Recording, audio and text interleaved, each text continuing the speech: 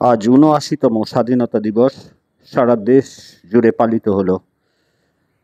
আমরা এই মুহূর্তে আছি উত্তর চব্বিশ পরগনার ব্যারাকপুর গান্ধীঘাট। এখানে এসে উপস্থিত হলেন এই মুহূর্তে মাননীয় রাজ্যপাল শ্রী সিবি আনন্দ বোস, উপস্থিত আছেন মাননীয় মুখ্য সচিব মনোজ পান্থ, উপস্থিত আছেন উত্তর চব্বিশ পরগনা জেলার মাননীয় জেলা শাসক দীনেশ দ্বিবেদী, উপস্থিত আছেন সাংসদ পার্থ ভৌমিক সহ বিশিষ্ট আধিকারিকবৃন্দ। গান্ধী মূর্তি পাদদেশে পুষ্পাঞ্জলি ও প্রার্থনার মধ্যে দিয়ে পালিত হল ৭৯তম স্বাধীনতা দিবস। তারই কিছু দৃশ্য আমরা আপনাদের সামনে তুলে ধরার চেষ্টা করলাম।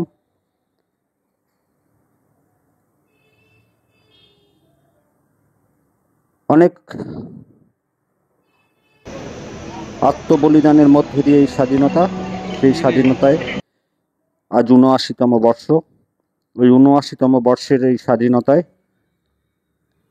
আমরা আপনাদেরকে দেখানোর চেষ্টা করছি ব্যারাকপুরের গান্ধীঘাটে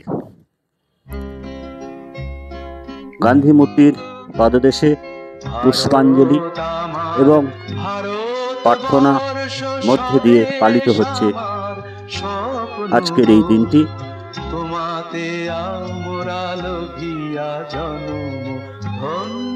একে একে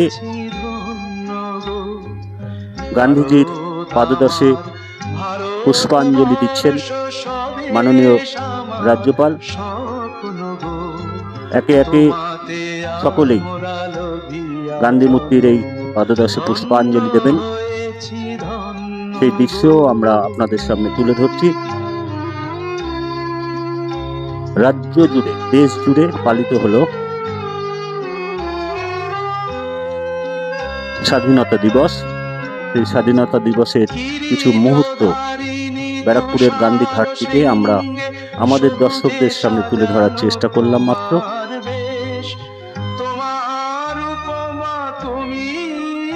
এই মুহূর্তে পুষ্পাঞ্জলি দিলেন রাজ্যের মাননীয় মুখ্য সচিব,